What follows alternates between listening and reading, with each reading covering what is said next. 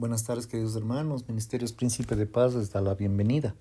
Sean cada uno de ustedes bienvenidos a una nueva clase del libro de Filipenses. Hoy, con el tema Vivir juntos de una manera digna del Evangelio, tomado de Filipenses capítulo 1, versos del 27 a capítulo 2, versículo 4. La palabra de Dios dice así: solamente procurad que vuestra conducta como ciudadanos sea digna del Evangelio de Jesucristo, de manera que sea que yo vaya a veros o que esté ausente, oiga acerca de vosotros, que estáis firmes en nuestro mismo espíritu, combatiendo juntos y unánimes por la fe del Evangelio, y no siendo imitadores de ninguna manera por los adversarios. Para ellos esta fe es indicio de perdición, pero para vosotros es indicio de salvación, y por esto procede de Dios, porque se os he concedido a vosotros a causa de Cristo no solamente el privilegio de creer en Él, sino también de sufrir en su causa. Así tendréis el mismo conflicto que habéis visto y que ahora oís que me siguen a mí. Por lo tanto, si hay algún aliento en Cristo, si hay algún incentivo en el amor, si hay alguna comunión en el espíritu, si hay algún afecto profundo, hay alguna compasión, completad mi gozo, a fin que penséis de la misma manera, teniendo el mismo amor, unánimes, pensando en una misma cosa. No hagáis nada por rivalidad ni por vanagloria, sino estimad humildemente a los demás como superiores a vosotros mismos, no considerando cada cual solamente los intereses propios, sino considerando cada uno también los intereses de los demás. La idea principal de Filipenses 1:27 al 2:4 es la siguiente: Pablo exhorta a los filipenses a vivir de una manera digna del Evangelio, manteniéndose unidos frente a la oposición y sirviéndoles los unos a los otros con una conducta de compasión.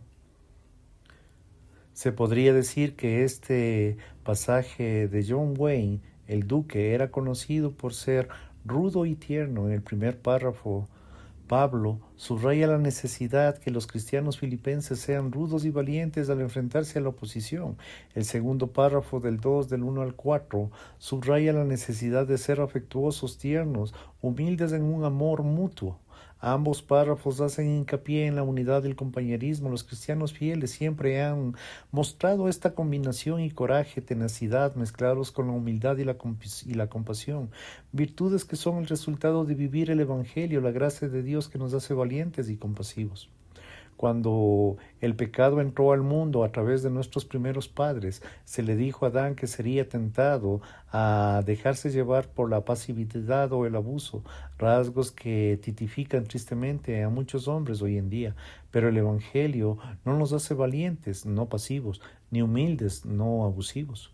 Al mismo tiempo nos libera para vivir la libertad del Evangelio sin tener a nadie, la valentía, y nos recuerda que somos indignos receptores de la gracia. Por lo tanto, debemos extender la mano tierna a todos con humildad si queremos transformar al mundo, como los primeros cristianos que vivían el Rey que es nuestro Señor Jesús, no para el César. Hechos 17:6-7. Debemos presentar atención a este pasaje, a la Escritura, y seguir juntos en el servicio con valentía y humildad. Solo una cosa: para que les gusten las cosas sencillas, pongan sus ojos en el versículo 27. Después de que Pablo informa sobre su situación en el capítulo 1, de los versos del 1 al 18, sus perspectivas del futuro del 19 al 26, se dedica a exhortar a los filipenses. El siguiente versículo sirve como oración temática sobre Filipenses 1:27 al 2:18. Algunas versiones traducen la palabra inicial solo en español, pero me gusta la forma como la versión inglesa se expresa: solo una cosa. O'Brien dice: la palabra introduce una amonestación elevada con un dedo de advertencia. Pablo escribe el punto que es muy importante, serio y completo, y deberíamos prestarle mucha atención para ser tratada. Exhorta a los filipenses a comportarse de una manera digna del Evangelio de Cristo. Los creyentes están haciendo una declaración sobre el Evangelio, no solo es con sus labios, sino también con sus vidas. El Evangelio es sobre el amor, por lo tanto debemos ser conocidos como personas amorosas. El Evangelio trata de la justicia, por lo tanto debemos ser personas que buscan la justicia. El Evangelio trata de la vida, por lo tanto debemos mostrar una vitalidad, un gozo visibles en nuestras reuniones, en nuestras relaciones. El Evangelio trata de la libertad, por lo tanto, no debemos vivir como legalistas inflexibles. El Evangelio trata de la humildad, por lo tanto debemos ser un pueblo humilde que sirve gustosamente a los demás. Pablo ha llegado a su informe con referencias sobre el Evangelio. Ahora pasa a exhortar a los filipenses a mantener ese mensaje en el contexto de sus vidas. El Evangelio debe moldear sus vidas y debe estar en nuestros labios. Nosotros también debemos recordar esto. Este tipo de vida surge de una identidad de ciudadanos del reino. Este énfasis es del reino que está implícito en el versículo 27. La palabra comportarse no capta la idea de una ciudadanía implícita en el verbo politemastei, que está construido sobre el sustantivo polis, que es ciudad. Esencialmente dice: vivan como ciudadanos de manera digna del Evangelio de Cristo. La misma idea se transmite más tarde en Filipenses 3:20, donde Pablo recuerda a la iglesia que son ciudadanos del cielo. Pablo utiliza esta palabra política solo aquí en Filipenses. Probablemente se utiliza debido al orgullo de los filipenses por la ciudadanía. Si alguien visitaría Filipos y recordaría a Roma, pues era una pequeña colonia romana. De esta misma forma, cada vez que si alguien visita una congregación cristiana y observe su forma de vida, deberían recordar el reino de Cristo.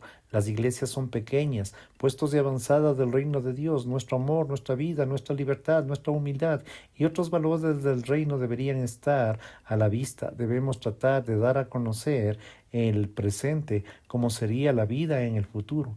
Así como los ciudadanos romanos gozaban de ciertos privilegios y responsabilidades, los ciudadanos del reino gozan de privilegios y responsabilidades mucho mayores. Tenemos el inefable privilegio de ser parte del reino. Pablo nos recuerda que el Evangelio que nos trajo a este reino y que también nos ha liberado del poder de la oscuridad y nos ha trasladado al reino de su Hijo amado.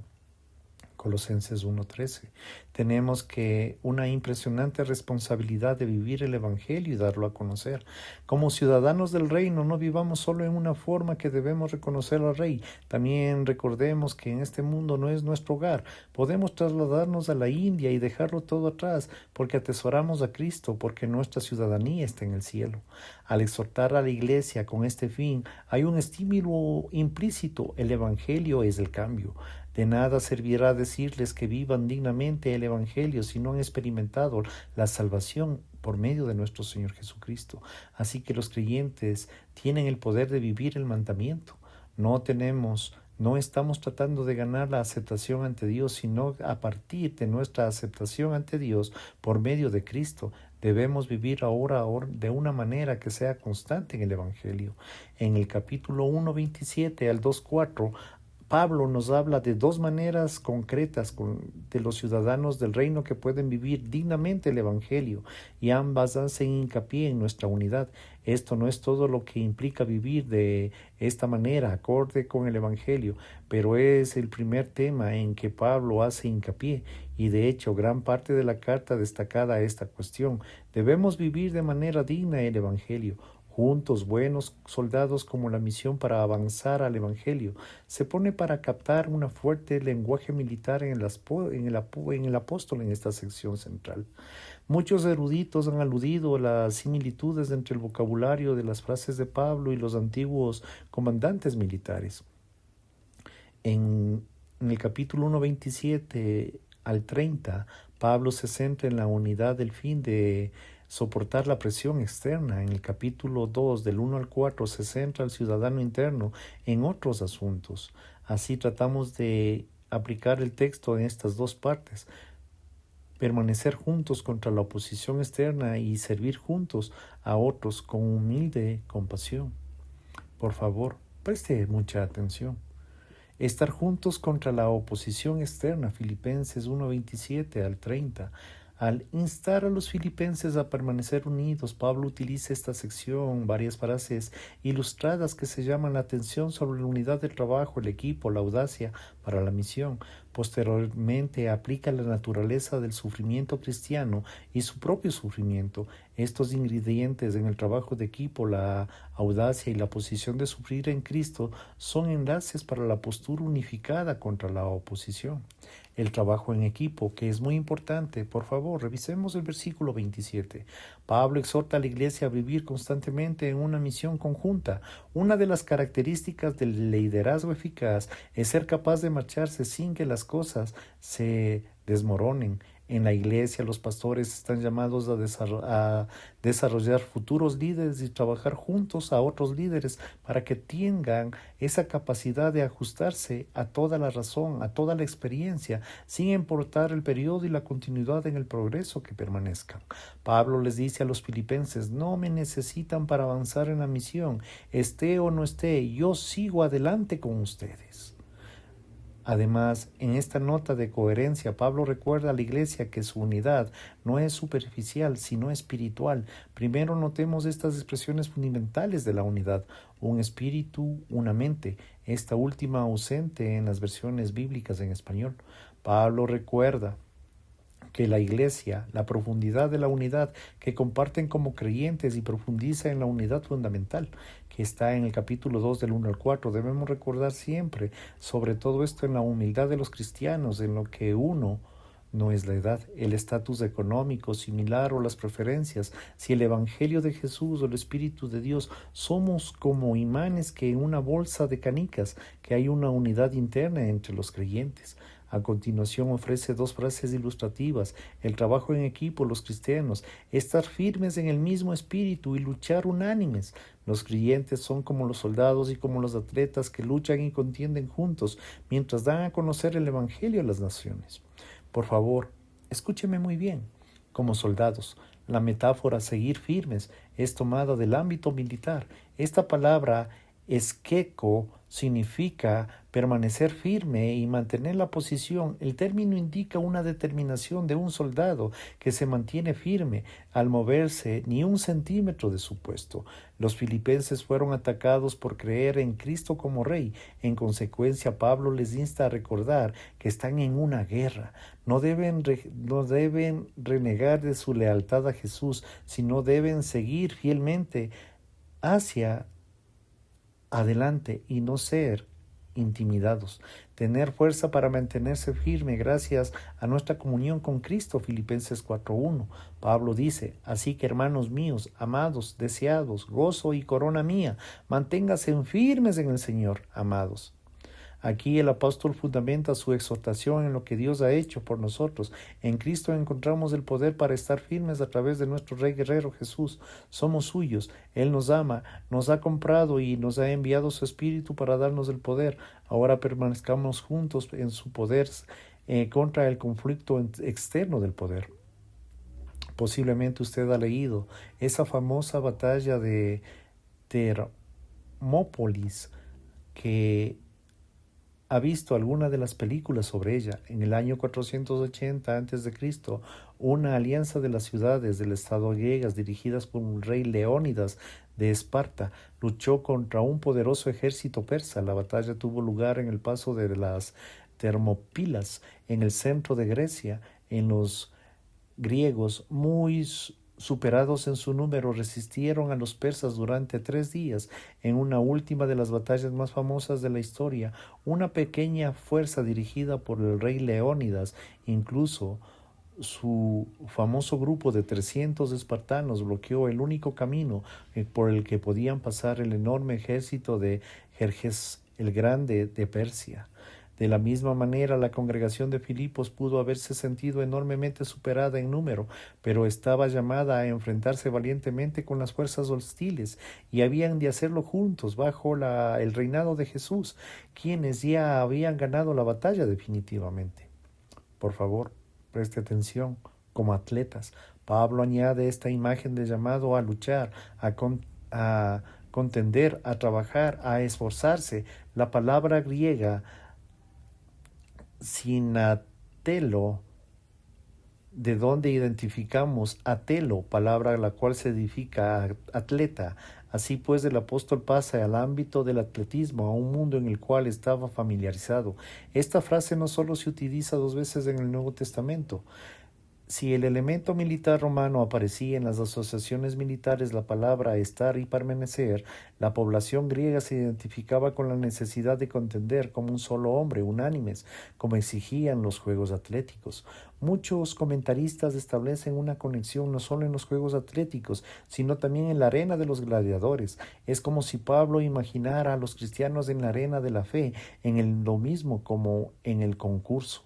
Otros siguen y tratan la palabra de descripción, pero no como una lucha, como la conocemos, sino como una competición con la que un equipo peleaba junto con otro, luchaba en frente unido, en donde el deporte contemporáneo se podría pensar en el fútbol, especialmente en los linderos en quienes juegan de un lado para el otro con el mismo propósito en los deportes, en el equipo. Cada persona debe hacer su parte. Se necesita que todo el equipo contribuya. Lo mismo ocurre con la iglesia. Hacemos avanzar el evangelio codo a codo, tramo a tramo, trabajando, luchando, pero esforzándonos juntos. Vamos a algunas aplicaciones del trabajo en equipo. Estamos en una batalla. ¿Qué tipo de imágenes vienen a la mente cuando pensamos en un cristiano? ¿Alguien que se pasa el día en una biblioteca? ¿Alguien alejado de la ciudad como un monje en un desierto? ¿Pensamos en una celebridad? Esto es lo que piensa Pablo. Soldados del rey y atletas unidos, utilizando imágenes que denoten guerra, perseverancia, trabajo en equipo, tenacidad. Utiliza estas metáforas con frecuencia. Debemos recordar que esta es la naturaleza de la vida cristiana. Somos atletas, somos soldados, porque los deportistas practican varias veces al día y se someten a disciplinas y a dietas, porque los soldados se someten a arduos entrenamientos, porque el premio o la meta valen la pena. Debemos participar en la guerra y contender firmes porque Cristo vale la pena. Pablo dice a Timoteo con el objeto de un buen soldado, agradar a quien te reclutó. Segunda de Timoteo 2:4. Continúa diciéndole, acuérdate de Jesucristo. Segunda de Timoteo 2:8. Así que acordémonos de Él cuando vayamos a esos viajes misioneros llenos de incomodidades, picaduras de animales, parásitos en la noche, sin poder dormir. Acordémonos de ir con el equipo de plantación de iglesias al núcleo urbano. Recordemos que Él vale la pena cuando sirvamos y aconsejemos a ese hermano o hermana descarriado. Jesucristo no lo vale, es lo suficiente. No participamos en una batalla por nuestra propia cuenta. No hay nada como ser parte de una iglesia local con una misión conjunta. Ningún grupo, ningún equipo, ninguna organización es como la iglesia, la comunidad del evangelio. No seamos agentes secretos, pequeños ninjas huyendo por cuenta propia. Forjémonos parte de la unidad. Forcémonos por parte del equipo. Necesitamos dar, oír, amar, invertir, apoyar. Seamos soldados con el poder de Cristo. Luchamos juntos con otros creyentes, con ellos. Desgraciadamente, algunos en la iglesia de Filipos empezaron a pelear entre sí.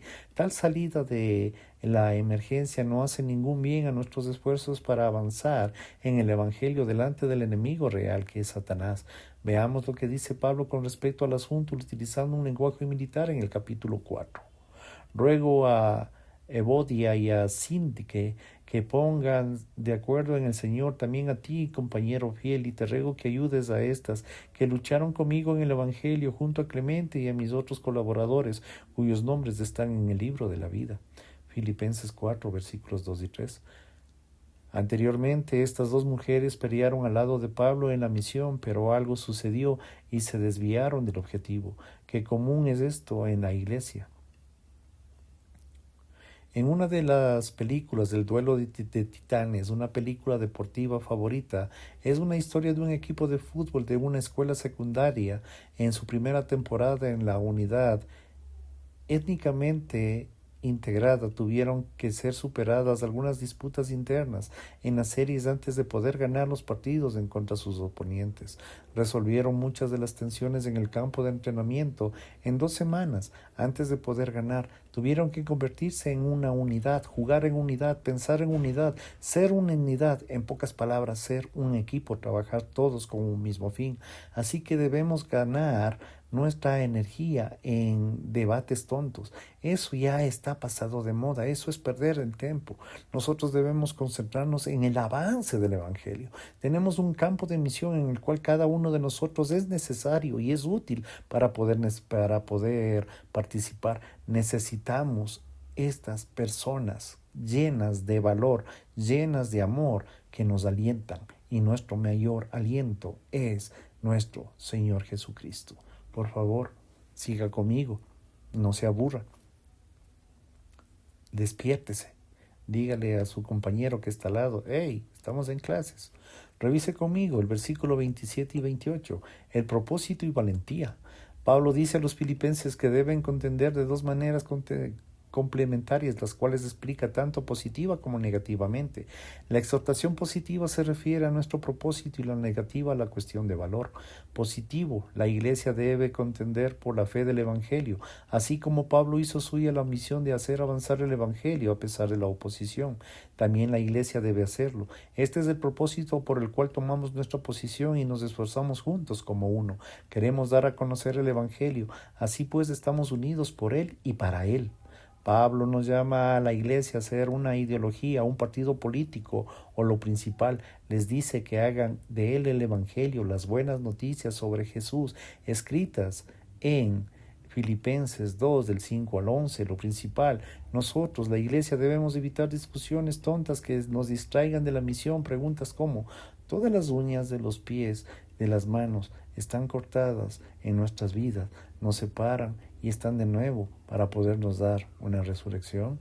O como dice Judas, luchemos ardientemente por la fe. Nos esforzamos a dar a conocer un evangelio a través de la hospitalidad. Nos esforzamos a conocer el evangelio, regalando libros o invitando amigos a las reuniones del culto, comprometiéndolos con esta misión para acelerar el avance del evangelio. En sentido negativo nos dice que en nada de lo que nos imiten se oponen. Pablo utiliza el término que solo aparece aquí en el Nuevo Testamento para hablar de los sobresaltarse como un caballo.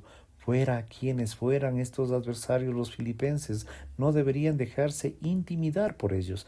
Deberían mantenerse firmes y tratar de difundir el Evangelio con fidelidad. Probablemente no eran judaizantes mencionados en el capítulo 3, y a los Filipos tenían una pequeña población judía. Estos acosadores eran probablemente sus vecinos paganos, que quizá incluso las autoridades. Pablo habló a menudo de los adversarios y las oposiciones. En los Corintios les dijo: pero me quedaré en Éfeso hasta que pase el Pentecostés, porque me ha abierto una puerta grande en el servicio eficaz, aunque también hay muchos adversarios. Un ministerio eficaz no significa un ministerio sin conflictos. Pablo dice: muchos están en contra de mí y nosotros también tendremos nuestros adversarios. Después de todo, el principal adversario odia todo lo que hacemos, todo en el nombre de Jesús. A la luz de la batalla enfrentamos y necesitamos permanecer unidos. John Knox, un predicador de Escocia que demostró un notable valor, soportó mucha oposición de la corona. Durante el oscuro reinado de María Sanguinaria en el año 1553 al 1558, ella mandó a quemar unos 280 cristianos, entre algunos amigos de Knox. John Knox era un hombre pequeño y una constitución débil, pero tenía un ardiente deseo de servir a Dios. En vista de su ímpetu y su ministerio, una persona dijo a su funeral: aquí yace uno que nunca terminó el resto de los hombres. No tendremos el rostro del hombre, ni tendremos a Dios más que al hombre. Jesús dijo a sus discípulos: no teman los que matan el cuerpo, pero no pueden matar el alma. Más bien teman a aquel que puede hacer tanto el alma como el cuerpo se vayan al infierno. Mateo 10:28. Si somos cristianos, hemos sido aceptados por el único y la última instancia es la que importa. No debemos inquebrantarnos en la condición, pues, que nosotros hacemos como humanos. No temamos, nuestro Padre está con nosotros. Vivamos en la libertad de la aceptación de Jesús, de Dios, que está en medio de nosotros, y nunca temamos el rostro del hombre. Tenemos el ánimo de hablar del Evangelio sin miedo y estar preparados para el conflicto cuando lo hagamos. Mientras que algunos se retiran atraídos por la gracia de Jesús, otros solo rechazan, sino que pueden oponerse a nosotros profundamente. No deberían sorprendernos el odio, el conflicto o la persecución. Es algo que buscamos ni debemos provocarlo nosotros mismos en una conducta no refleja el Evangelio. Sin embargo, debemos recordar que sufriremos por proclamar el mensaje del Rey crucificado, resucitado y reina y regresará. No lo hacemos solos, lo hacemos juntos en el Espíritu. Por favor, revise conmigo el versículo 28, una señal. Cuando Pablo describe la naturaleza del sufrimiento cristiano en la misión, dice: para ellos ciertamente es indicio de perdición, pero por ustedes es de salvación. Pablo ofrece esto tanto a la palabra de ánimo de los filipenses y es también una palabra de advertencia para los incrédulos. Cuando los cristianos se mantienen unidos frente a la presión extra sobre algo, sucede una señal de doble sentido, lo cual apunta a la destrucción y a la salvación, y a la confrontación y a la confirmación del juicio y la rectificación de los incrédulos. Son confrontados por su incredulidad y su juicio inminente si lo creen. Los creyentes tienen la palabra de confirmación, pues Dios les asegura la dificultad que realmente son el pueblo de Dios y serán salvos en el último día. Tenemos la políticamente correcta que esta es la afirmación, al contrario de lo que se oye. No todo el mundo va a ir al cielo, no todos creemos en lo mismo. Quizás el juez de los juegos, de los gladiadores, damos una pulgada hacia arriba y algunos una pulgada hacia abajo. Otros, por lo tanto, por una cuestión decisiva es que vamos a hacer, y este es el hombre en la cruz. Pablo anima a los santos con estas palabras: aunque los del exterior se burlen de ellos, en los que les torturen se salvarán, y les recuerda quién se salva, apuntando al frente, y esto es por parte de Dios. Dios comenzó la obra de salvación en ellos y los sostendrá y los guardará hasta el final. Pablo les dice en su sufrimiento que la prueba gloriosa de la salvación es Dios, que experimentan en el presente, y la salvación de Dios que disfrutan algún día. Debemos recordar que nuestros adversarios no van a ganar.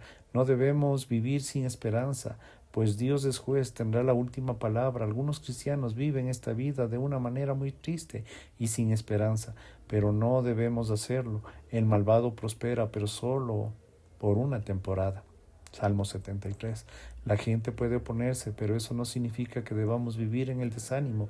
Muchos de los paganos son Filipos. Probablemente miraron un pequeño grupo de cristianos y pensaron: estamos ganando. Superficialmente, la iglesia puede haber perseguido un pequeño y débil y patético grupo de personas. No obstante, Dios tendrá la última palabra. Hay una señal, un pulgar hacia abajo para los que nos persiguen y un pulgar hacia arriba para los que toman la posición por el Evangelio. No cuando llegue el pánico. Dios está reinando, en su gloria cubrirá toda la tierra y todas las aguas cubren el mar. Habacuc 2:14. Sigamos hablando del Evangelio y no nos dejemos disuadir por lo que hay en la literatura popular o en el Internet. Por favor, revise conmigo versículos 29 y 30, el sufrimiento.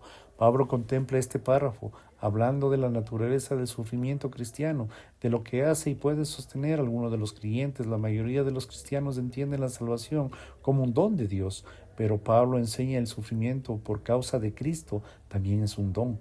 Padecer por causa de Cristo es un privilegio. Las palabras del apóstol merecen una reflexión cuidadosa en la oración. Recuerde usted que Pedro reprendió a Jesús por decir que Él era y Cristo iba a morir en una cruz. En aquel momento el Evangelio de Pedro no contenía la cruz, pero lo sintió desconcertado. Esta es la noción. Jesús le dijo al Pedro: tienes que seguirme hasta la cruz. Marcos 8 del 31 al 38. A Pedro le costó aceptar este hecho básico de seguir a Jesús. Cuando más perdemos de vista esta realidad, los que vivimos en los entornos relativamente seguros, Para ser claros, no sufrimos de la misma manera que Jesús. Su muerte fue una muerte expiatoria, sin embargo, nuestro símbolo para la vida y el ministerio es esa cruz, no un sillón reclinable, no una pantalla gigante, no una pantalla plana, no de boletos de avión de primera clase ni campos de golf de lujo. Podemos tener casas, cosas y disfrutarlas apropiadamente a veces, pero no olvidemos que el llamado a seguir a Jesús es por el camino del Calvario. Y Pablo añade esto: es un regalo sufrir por el Él de esta manera. Como es exactamente el sufrimiento cristiano, es un regalo. De acuerdo con el versículo anterior, proporciona una sección de seguridad y permanencia a Jesús. El sufrimiento también nos acerca a Él. Pablo relata esta idea en el capítulo 3 de los versos 10 y 11. Esta actitud con respecto al sufrimiento aparece en todo el libro de los Hechos. Es un momento dado que después de que los apóstoles fueran azotados, Lucas dice, los apóstoles salieron del concilio felices de haber sido dignos de sufrir a causa de su nombre. Hechos 5:41. No se limitaron a tolerar el sufrimiento y se regocijaron en él, lo veían como un regalo. Disfrutemos una de la intimidad especial como Jesús cuando nos identifiquemos con Él a través de un valiente testimonio cristiano. Sufrir por Él bien es la misión, no significa que Él nos abandona, más bien el sufrimiento es una señal que Él está con nosotros. Jesús nos llama a todos a aceptarle. Eso nos lleva a diversos grados de conflicto. Nuestra oposición puede ser la llave, que se burlen, nos insulten, nos ignoren, o pueden ser reserva, ser atado por extremistas islámicos. En cada una de estas situaciones vamos a ver el sufrimiento como un privilegio que podemos sufrir por su nombre. En el versículo 30 Pablo dice a la iglesia que se sienta segura y guiada por este estilo de vida. Sabían que sus sufrimientos en Filipos, ahora en Roma, les pide que compartan esos sufrimientos por causa del Rey. Pablo, tanto como la iglesia, recibieron el don del sufrimiento, la ciudadanía plena, implícita en la gracia de creer y en la gracia de sufrir. Junto a la causa de Cristo, vivamos ahora juntos de una manera digna el Evangelio, mientras nos enfrentemos al conflicto interno. Por favor, siga conmigo. Revisemos el capítulo 2 de los versículos del 1 al 4. Servimos a unos con otros con una humilde compasión. La unidad sigue estando en la mente de Pablo, aunque el enfoque se desplace a la unidad interna. La Iglesia solo puede adoptar una postura contra la presión exterior, sino que también debe perseguir actitudes y acciones particulares dentro del cuerpo de Cristo para superar la división. Consideremos este pasaje clásico sobre la unidad de tres sencillas partes: la base de la unidad, el mandato de la unidad y las expresiones de la unidad. Por favor, la base de la unidad es la motivación cuádruple. Capítulo 2, versículo 1. Pablo comienza una serie de afirmaciones, sí, que pueden entenderse mejor como afirmaciones ¿y a qué o por qué? Se podría decir sí en el caso. Sí se refiere a las certezas, no a las posibilidades. En conjunto, estas motivaciones recuerdan a los creyentes las cuerdas de amor que nos unen como pueblo de Dios. Primer recordatorio: hallar ánimo en Cristo. Tenemos la bendición de conocer a Cristo. Capítulo 3, verso 10, y de ser hallados en Él, capítulo 3, verso 9, que nos ha dado el don de la fe, capítulo 1, versículo 29. Hay algo que nos levanta más el ánimo de saber que estamos con Cristo en medio de la prueba y en el sufrimiento. Estamos en el ánimo en nuestra revelación con Jesús. Segundo recordatorio: el consuelo del amor. Esto es presumiblemente la referencia del amor de Cristo que nos consuela. Es nuestro y somos suyos. ¡Qué consuelo! También puede ser una referencia del amor mutuo que fluye en esta relación con Jesús. Esta conexión se hizo en Filipenses 1, 7 y 8. Pablo ama a la iglesia con un amor extrañable de Jesucristo. Conocemos el amor de Dios y conocemos lo que hace por amar a los demás. Tercer recordatorio: la comunicación con el Espíritu. La palabra griega traducida como comunión es koinonía, en la misma que aparece en el 1.5. El Espíritu nos une como hermanos y hermanas, 1.27, como compañeros del Evangelio. En el Espíritu nos ayuda en nuestras debilidades, Romanos 8.5. Más adelante Pablo dice que los cristianos adoran a Dios por el Espíritu, Filipenses 3.3. El apóstol es consciente de la desunión de que amenazaba a la congregación de Filipos, por lo que le recuerda la comunión que comparte y es producida por el Espíritu. Cuarto recordatorio, el afecto y la misericordia, el afecto extrañable, o el amor, o la ternura, fluye de nuestra unión con Cristo. Él nos ama con una ternura asombrosa, nos ha mostrado un amor infinito de misericordia y simpatía, de compasión. También nos ha llegado de una fuente que toda misericordia, nuestro gran Dios. Salmo 103, Romanos 12:1. Compartimos la experiencia en común de ser un objeto de compasión de Dios. Este tierno cuidado debería llevarnos a velar por los intereses de los demás, Filipenses 2:4, y a servir de sacrificio como ilustra la vida de Epafrodito.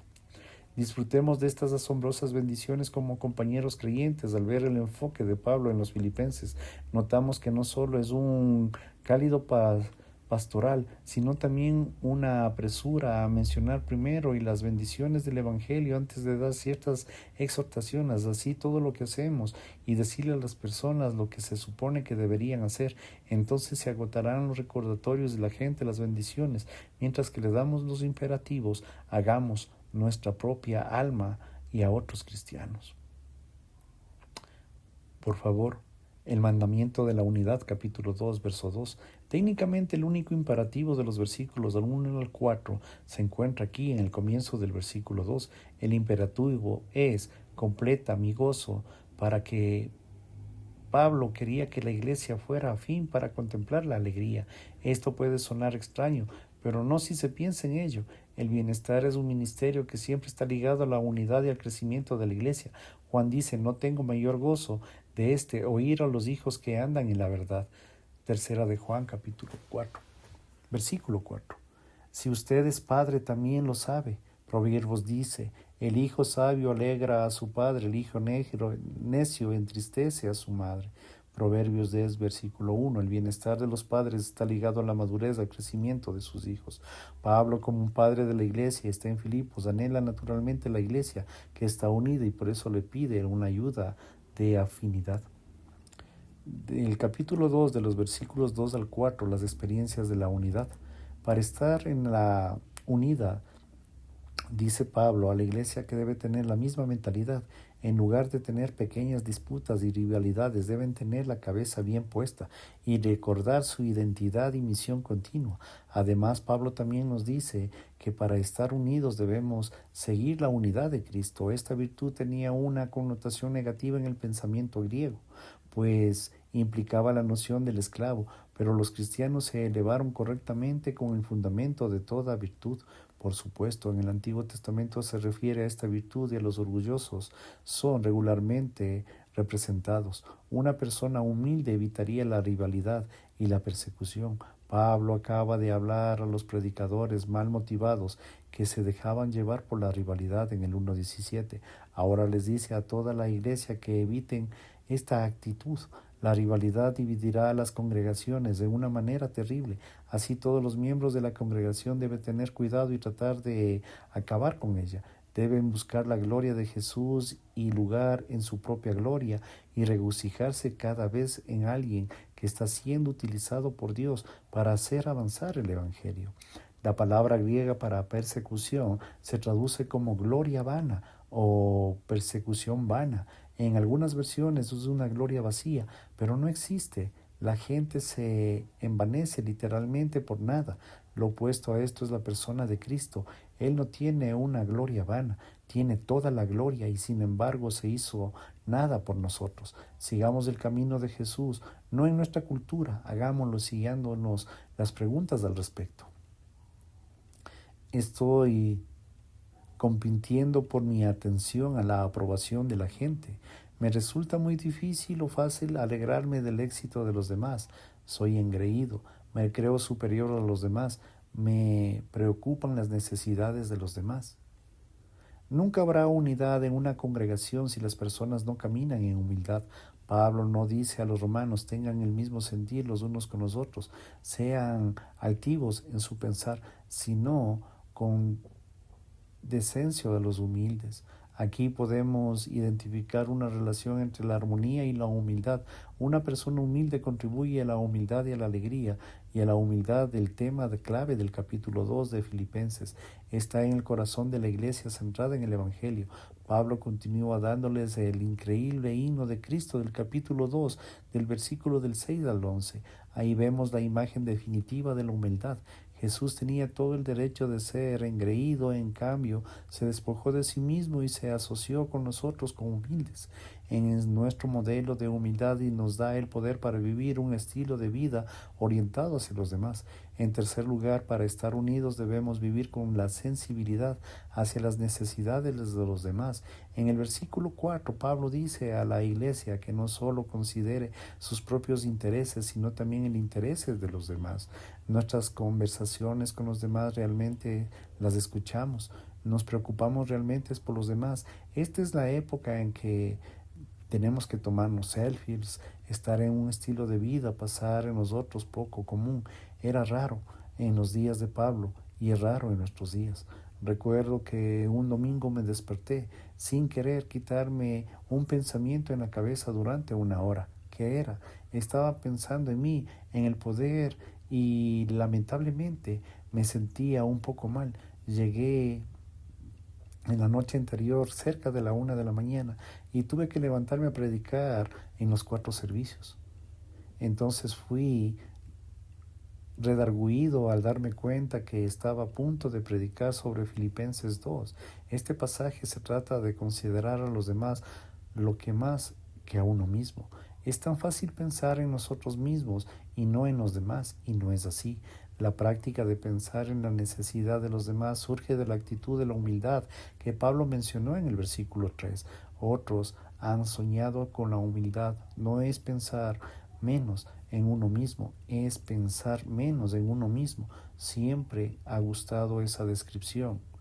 La persona humilde al darnos una imagen en los versículos 3 y 4.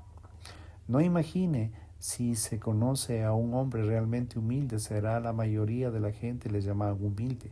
Hoy en día no será una especie de una persona gracienta y salsalera, que siempre está diciendo por qué, por supuesto, no es nada. Probablemente lo único que pensará de él es que apareció un tipo alegre e inteligente y verdaderamente se interesó por lo que usted pudo haberle dicho y le cae mal, será porque se siente un poco envidiada y en este hombre le parece disfrutar de la vida con tanta facilidad. Esto está pensando en la humildad, no estaría pensando en uno mismo en absoluto. Solo cuando pensamos en la gracia de la humildad serviremos a los demás con la sensibilidad espiritual. Una persona humilde piensa en los demás, una persona arrogante y egoísta solo piensa en sí misma. A la luz de la importancia de la humanidad, John Scott dice que cada etapa de nuestro desarrollo cristiano, en cada esfera de nuestro discipulado, el orgullo es el mayor enemigo de la humanidad y nuestro mayor amigo. Por lo tanto, el bien de nuestras propias vidas, de nuestras propias almas, por la unidad de la Iglesia y por el bien de nuestro testimonio ante un mundo que nos observa, deberíamos querer saber cómo crecer en humildad. Basándonos en estos pasajes de la Escritura, enunciamos algunas disciplinas necesarias para cultivar la humildad. No escribo esto como alguien que ha dominado el arte de la humildad. Lo hago como alguien que necesita esta gracia, tanto como cualquier otro. Reflexión sobre la cruz de Cristo. Después de dar estas exhortaciones, Pablo nos lleva inmediatamente a la cruz. La cruz, en donde es el lugar para el orgullo. Como dice el himno, fue el pecado que obtuvo allí hasta que se consumió, fue. En la cruz vamos y vemos la santidad de Dios, la pecaminosidad del hombre y la gracia de nuestro Señor. La reflexión sobre la gloria de Cristo después de describir la encarnación de Cristo en Filipenses 2, del 6 al 8, Pablo nos enseña la exaltación de Cristo en el versículo del 9 al 11. Nos recuerda que Jesús gobierna y reina ahora el día y todos se inclinarán ante el nuevo Rey glorificado. Permitamos que el sacerdocio del Omnipotente Cristo cree en nosotros humildad para adoración ante Él. La reflexión sobre la palabra de Dios por la cual nos revela la humanidad y la aceptación en Cristo. Estudiar la Biblia puede ser un acto de humildad, así como lo vimos en la Biblia con la actitud: necesito tu palabra más que el pan. La persona arrogante es la que piensa que no necesita escuchar la palabra de Dios. Por supuesto, algunos leen para llegar su orgullo y está mal. Dios está buscando a personas que humildemente busquen y se sometan a su palabra. Él dice en Isaías: yo pongo la mirada en los pobres y humildes de espíritu y en los que tiemblan al escuchar mi palabra. Al estudiar mediante la grandeza de Dios, como Asaf en el Salmo 73, póngase delante del Señor y entienda lo que Él gobierna todo. Pongámonos en el camino de su grandeza y recuperemos la perspectiva sobre usted mismo y sobre toda la vida. La oración. Una de las razones de nuestra falta de oración es la falta de humildad. La oración es algo muy difícil de hacer porque parece que no estamos haciendo nada, pero también es difícil porque es un acto de humildad. Debemos humillarnos ante una poderosa mano de Dios con regularidad y echar nuestras preocupaciones sobre Él. Primera de Pedro, capítulo 5, versículos 6 y 7. Servicio a los demás. Haciendo acciones humildes como servir, sin que se note, podemos empezar a crecer en humildad. Pablo anima a la iglesia a pensar en los intereses de los demás, así que sirvamos a la gente con humildad. Al hacerlo, oremos para que Dios cultive en nosotros el espíritu de humildad tan gloriosamente como nuestro Señor. Como hicieron los primeros cristianos para poner el mundo de cabeza, obedecieron a un rey diferente, vivían vidas que reflejaban los valores del reino, vidas dignas del Evangelio. Eso implica enfrentar la oposición externa con valentía y servirlos los unos a los otros con humilde compasión. Vayamos y hagámoslo nosotros mismos en humilde dependencia de nuestro Señor y Salvador Jesucristo. Gracias, queridos hermanos, que el Señor los bendiga grandemente. Si Dios lo permite, estaremos en una nueva enseñanza con ustedes. Bendiciones.